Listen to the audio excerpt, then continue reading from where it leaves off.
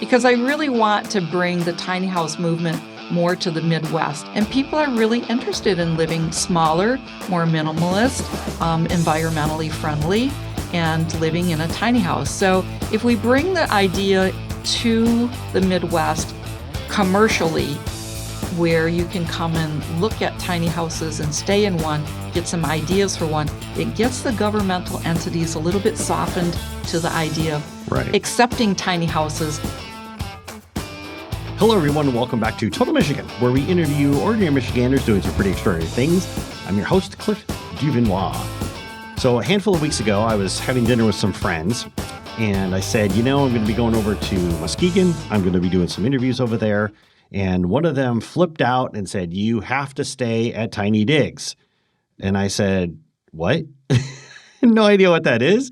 But I'm so glad that I did, because I'm absolutely just loving this place. And the experience here has just been absolutely phenomenal. And to talk to us today about Tiny Digs, where this came from, the whole idea, whole 9 yards, is Pam Westra. Thank you, Cliff. Nice to be here today. Excellent. So, Pam, if you would, just for our audience, what is Tiny Digs? Well, we're at Tiny Digs Lakeshore. The brand Tiny Digs is kind of our thing now. This is our second development over the last 8 years. Our first development is Tiny Digs Hotel, which is in Portland, Oregon. And our son was living there for a number of years on the West Coast. And he kept saying, "Mom, Dad, come on out here. The tiny house movement's taken off." And so we landed in Portland, Oregon to start Tiny Digs Hotel there. But home, where our heart is at, is West Michigan here. And we've always said that Muskegon was a gem just waiting to happen. And over the last 8-10 years, Muskegon is really blossoming. We have scads of shoreline here.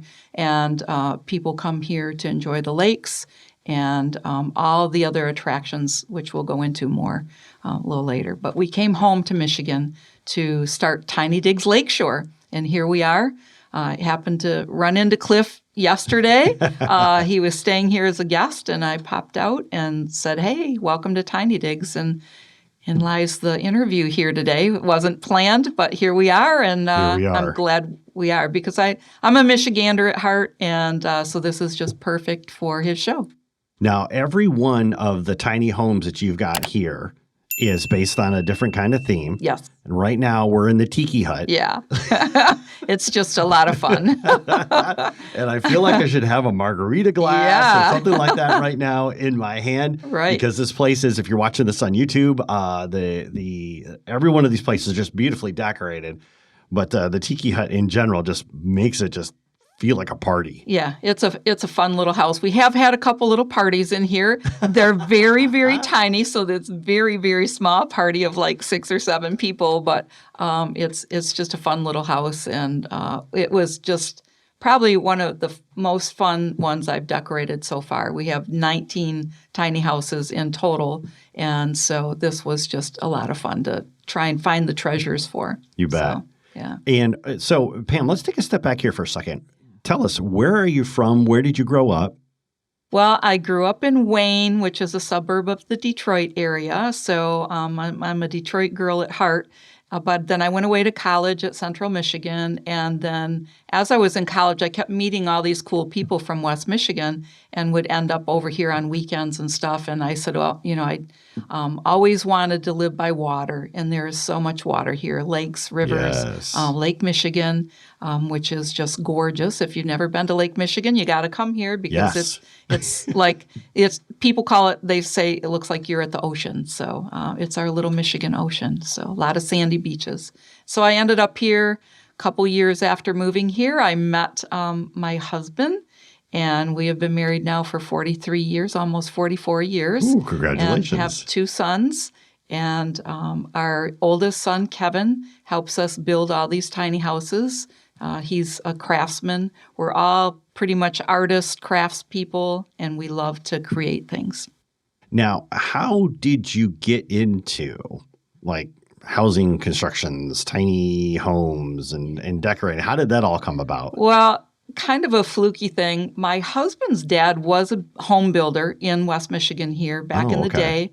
He died a few years ago at age 94. But the housing industry, my husband really, once he got out of the military, he was drafted during the Vietnam War. Once he got out of the service, he had his 4 years of college paid for from the Army. So he said, "No, Dad, I'm not going to do the home building with you." But he'd always grown up in that. His dad Right. trained him. Old school dad. He knew from all the old tricks of a master carpenter. And so my husband learned all those. But as my husband progressed in his professions, because he had a couple of them, he ended up being a chiropractor for about 25 years. Whoa. And we had a wellness center in Spring Lake. My former career was being a special education teacher, but when he got out of college with his chiropractic degree, we were in our 30s, and I decided, okay, I've done teaching for 10 years. I will help run our wellness center. So we had a very successful, good wellness center that we helped and saved a lot of people's health and taught them about wellness for all those years. We needed a change. So back in 2008, we sold that, hit the road in an RV for 7 years to travel. Nice. Our kids were out of the house by that point. Our son moved to the West Coast during that time. And Kevin and I that's my oldest son, we kept seeing the tiny house movement and thought, oh, they're so cute, those tiny houses. They're like little doll houses.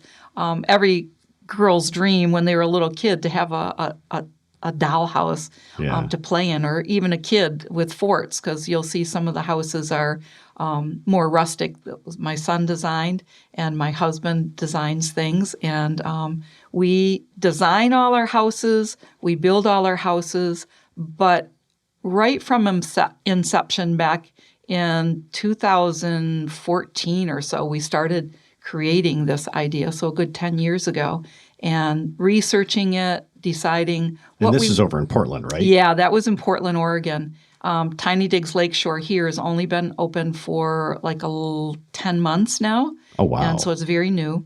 But back in 2014, when the tiny house movement started really taking off, as many people know, there were probably 7, 8 TV shows on at one time about tiny houses, and it was quite a thing.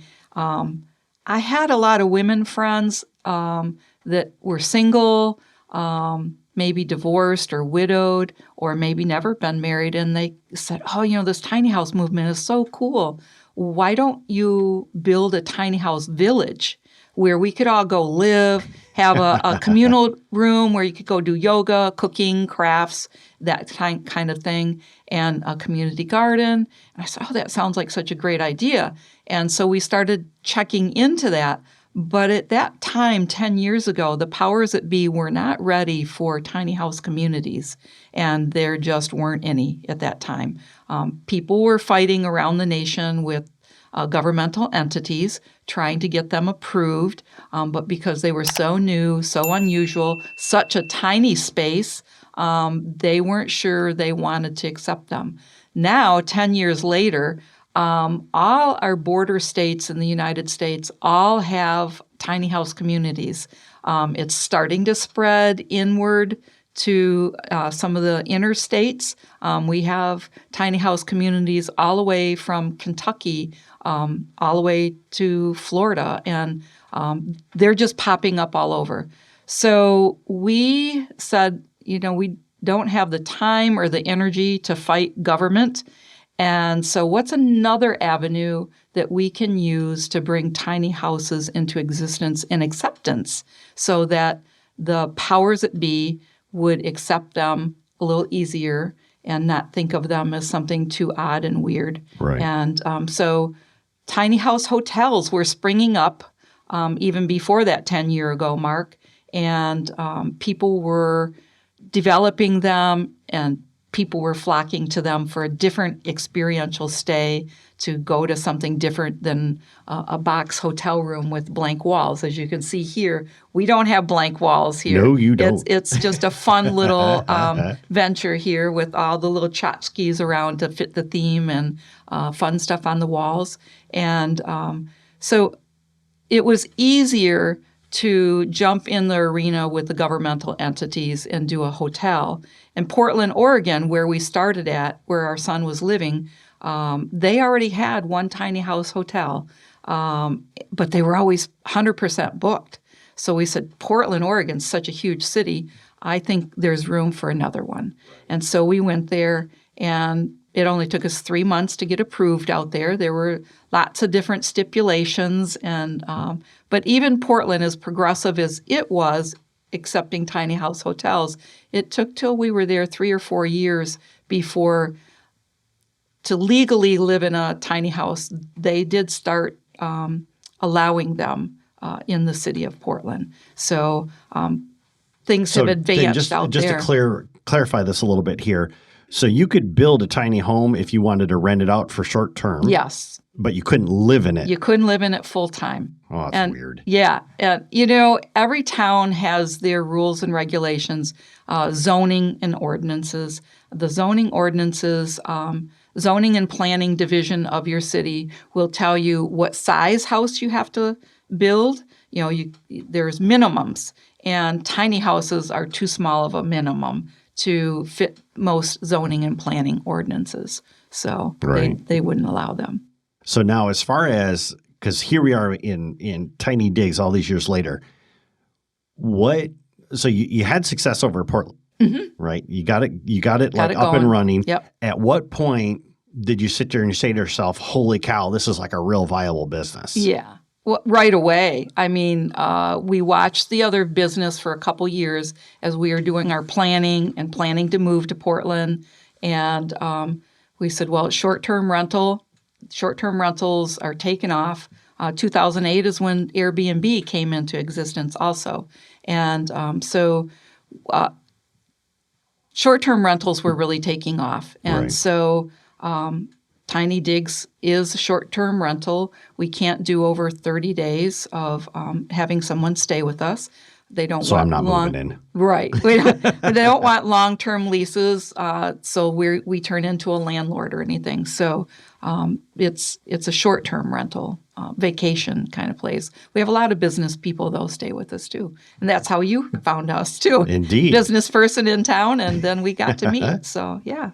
And then I guess my next question would be, because it's such a hit in Portland, and you said this a little bit when you first started talking in the interview, but for some reason you decided to come back to Michigan. Right. And do this here. Why not just keep flipping them out in Portland and become like, the McDonald's of tiny homes over there? Right. Well, we really missed West Michigan. My husband grew up here, and I grew up in the Detroit area of Michigan, but still had all the lakes and the rivers in my heart here. And we liked the conservative values here, too, to raise a family. And that's why our son wanted to come home. He was ready to raise a family. And housing is very, very expensive on the West Coast. Oh, okay. And so we kept putting a bug in his ear and his wife's ear. Well, here's some houses in Michigan. Look at how much house you could get if we all moved back to Michigan. And technology advanced so much in these first 8 years of having Tiny Digs Hotel in Portland that we saw that we could manage it from afar. Everything's automated now. People self-check-in, self-check-out since COVID. Nobody wants to go to a front desk. So we didn't have to have somebody there all day managing that. And so everything's pretty automated. People book online or give us a call, and it's, you get emails telling you how to get to the place and how to get into the houses. And so it's all very automated. So for our audience, we're going to take a quick break and thank our sponsors. When we come back, we're going to talk about how the Tiny Digs came to be into Muskegon and what you can expect when you come here. We'll see you after the break. Hey, if you are enjoying these great interviews, just take a moment and go to totalmichigan.com/join, and you can get these episodes sent directly to your inbox because there's a lot more great stories coming. See you there. Hello, everyone, and welcome back to Total Michigan, where we interview ordinary Michiganders doing some pretty extraordinary things. I'm your host, Cliff Duvinois. Today, we're talking with Pam Westra of Tiny Digs in Muskegon. And Pam, before the break, we were talking about how you had gotten success in Portland doing your tiny homes, a motel, so to speak. And now you've decided that we're going to come back to Michigan.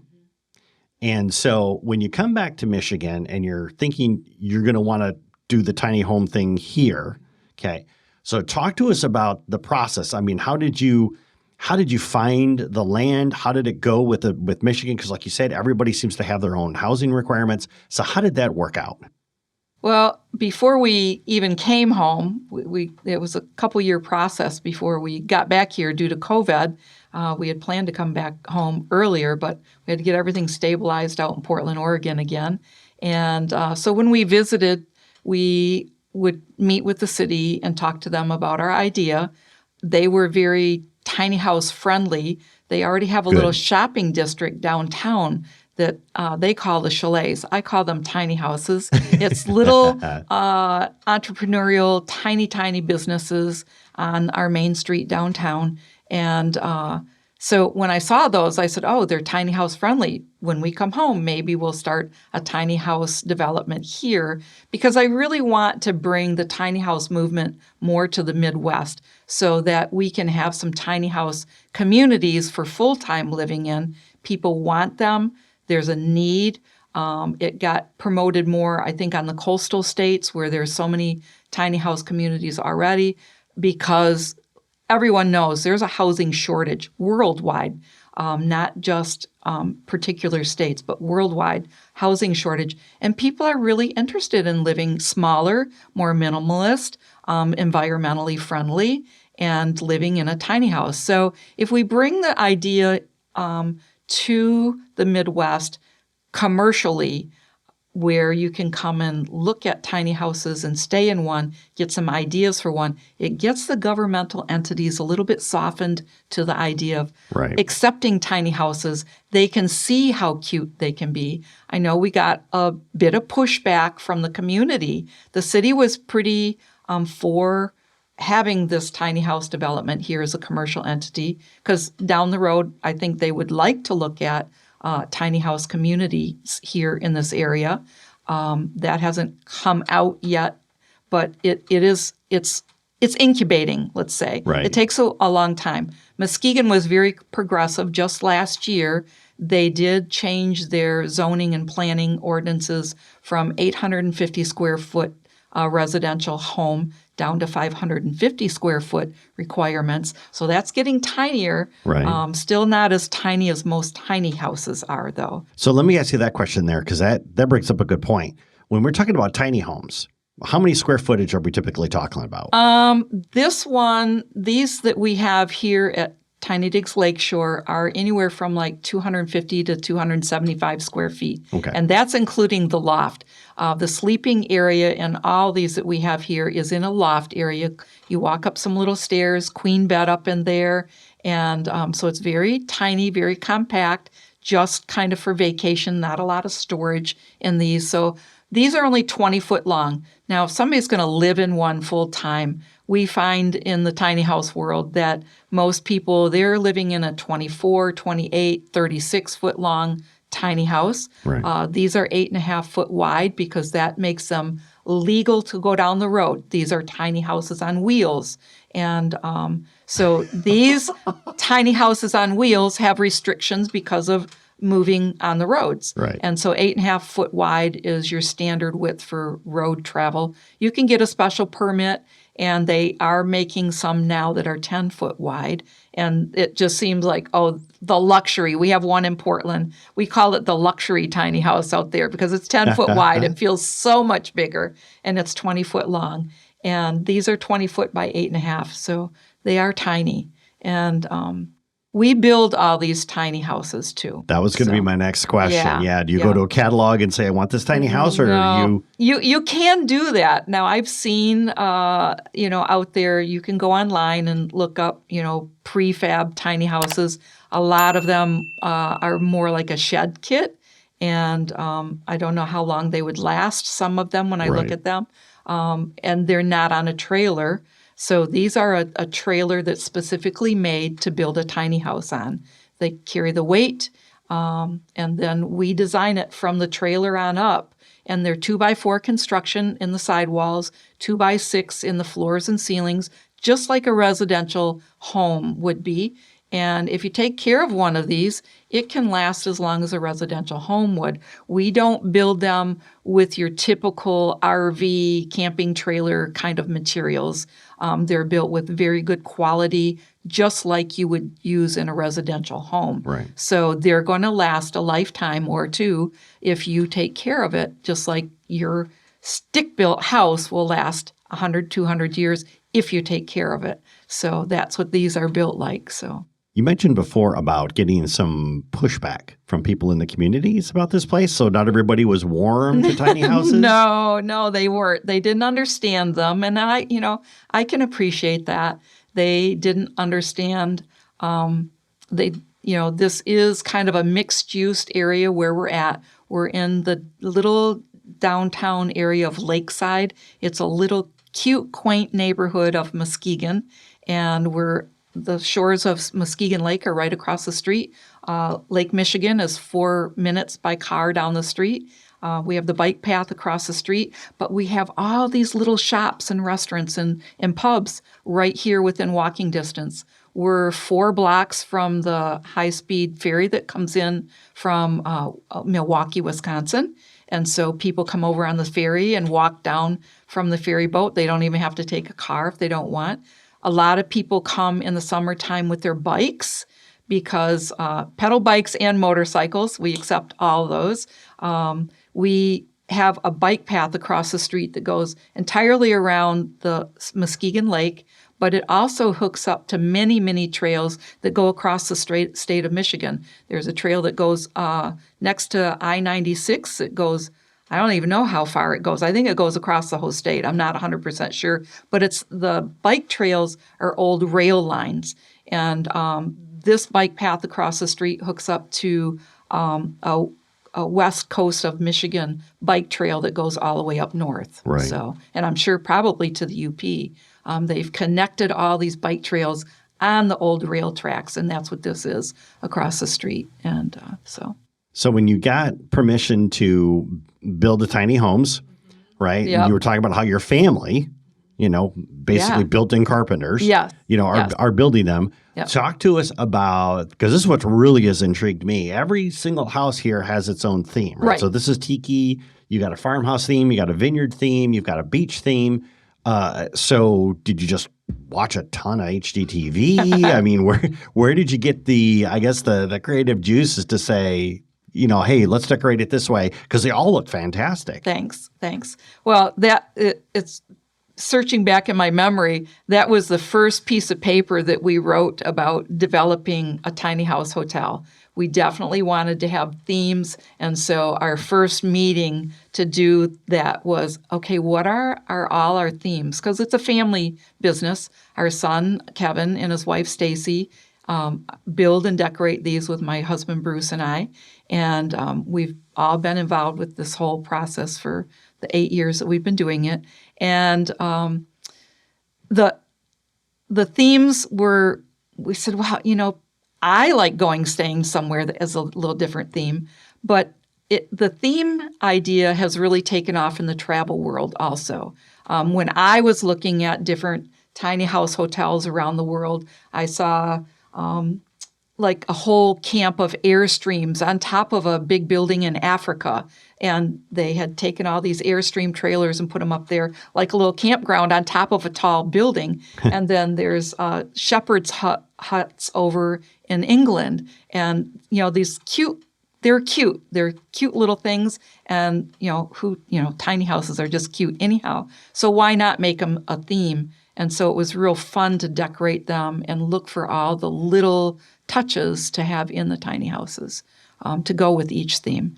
And experiential travel has been the most popular segment of the travel industry for the last 5 years. So I guess we were a little bit ahead of the curve when we did themes and tiny houses back 8 years ago, because that is an experience to last a lifetime. I've had people stand in the driveway doing a happy dance and squealing when they've arrived, looking at the tiny houses, because it's been like their dream to come stay in a tiny house. And so, little kids just love them too. They love the climbing up in the lofts, and it's like being in a tree fort. And so they're just a lot of fun. Yeah. And one of the things too, when you were taking me on a tour of the place that really struck me is the amount of recycling that you do. Yeah. You're not going out and buying brand new things. Right. It's going to estate sales or people just throwing stuff away, and you're like, hey, can I have that? And next thing you know, it's decorating a wall. Yeah, it is. For instance, you're in the farmhouse. There's an old milk jug in there, the old metal, 3-foot high milk jug that we turned into the end table to the couch there. Painted it up and then made a wooden top for it. And there's old lights made in the farmhouse from wooden horse stanchion materials, and then old wine bottles that were there. In the vineyard house, we had antique wine bottles that we cut the hole out in the bottom and then fashioned into a light there. We fashioned all our bathroom doors are sliding doors. They're custom built for each house as a space saver. Sliding doors are recommended in tiny houses in the interior to save space. And so we like to bring a little bit of old and a little bit of new into all the houses. And I sometimes search for 2 years for particular things that I have in mind that I want to bring into a house. I know out in Oregon, I look for the front door of our cottage house out there for 2 or 3 years because I wanted an antique door. Yeah. I didn't want a new door on that house. It's a cottage Victorian home. And so I wanted that old school door on it and had to look around for that for quite a while. So it's fun. We're recycling, we're repurposing. Some things are totally refashioned and made into something completely different. So like in here, we have an old paddle oar for the handrail going to the upstairs. Yeah. So. And then, so actually this leads into my next question quite nicely. If somebody is coming here, maybe for the first time, they've listened to the interview, they're like, you know what, I want to check this place out. What can people expect when they come to Tiny Digs? Well, Tiny Digs in itself, staying in a tiny house is just fun, but we make the yard fun too. We have a double lot here. We have an old 100-year-old house next door that's part of the development that we'll be developing over time. But we have 2 fire pits. We have swings. We have hammocks. We have games, the cornhole game and a bunch of other games out in the summertime and such. But the bike path is just across the street. Bring your bikes. Bring your beach clothes. The beach is 4 minutes down the road. There's a boat launch to go fishing right across the street also, and great fishing in Muskegon Lake. So there's tons of stuff to do, not only in the summer, but the winter too. I was telling you about our luge park, Muskegon State Park, just a few minutes away from here. We have one of the only 4 luge runs in all of the United States. They have ice skating there. They have snowshoeing. They have night hike trails. Those are open year-round. The night hike trails have lights on them, very magical looking. I showed you a picture of when we went up there for that evening to hike it. And so there's downtown Muskegon is just a plethora of history. Muskegon started in the 1800s as an old logging town. And Charles Hackley, you'll see a lot of buildings named after him. He donated tons of money to the city in his lifetime. His old mansions and his partner's old mansions, they're still downtown. They're just phenomenal old homes that you can go tour. There's a wonderful, wonderful little art museum here, most world-renowned with some of the items that they have in that art museum. And they're just going through an expansion. The downtown area has tons of little restaurants and pubs. We have a bunch of breweries that have popped up in town. Right a couple doors down here from Tiny Digs is Wonderland Distillery. And so there's a lot to see and do here behind the scenes. You just got to check it out and go online and see what is there to see and do in Muskegon, Michigan, because there's tons of outdoor activities and even indoor activities for wintertime. So Nice. And then one of the things you mentioned before I wanted to circle back on is that, because when we talk about the caliber, you talk about experiential vacationing. Yeah, I yeah. can get those words out. Right. So you have actually been featured on HGTV. Yes. Yeah. We were on the first year that we opened Tiny Digs Hotel in Portland. We were featured on Tiny House Hunters on HGTV because, it's a show on if somebody's out shopping for a tiny house, how did they pick that? And, Right. The different types of tiny houses that are out there. And I think our development out there, there's 12 houses there now. There wasn't in the beginning when we did that show, but we purposely built the houses out there with different materials and different roof lines so that people could go, oh, I want a tiny house, but I don't really know how I want to design it. We design all ours. They're not something that we buy from somebody else. We build them from the ground up and design them from the ground up. They're not a kit. And so the exterior materials on the houses are different one from the other. The roof lines are different out there, one from the other. Here we have 3, maybe 4 different types of roof lines. And so that will give people a sampling of different materials and stuff that they might use in a tiny house if they want to build. Right. So, yeah. And then, Pam, if somebody is listening to this, they want to come and check you out, connect with you online, make a reservation, please do. Where can they go? Well, just go to tinydigslakeshore.com and it will bring you to our website and you can book your stay right there. And we appreciate direct bookings. So we are on a lot of other platforms. People find us that way, but we hope when they come back that they bypass those other platforms so that we don't have to pay those big commissions that they have on those platforms to find us. But we have our own website. So people, probably 80% of our people do find us on our website. And it's Tiny Digs Lakeshore. Or if you're going to the West Coast and want to stay in a tiny house in Portland, Oregon, it's just tinydigshotel.com. Nice. Pam, thank you so much for taking time to chat with us today. Yeah. Really appreciate it. Thanks, Cliff, for having us.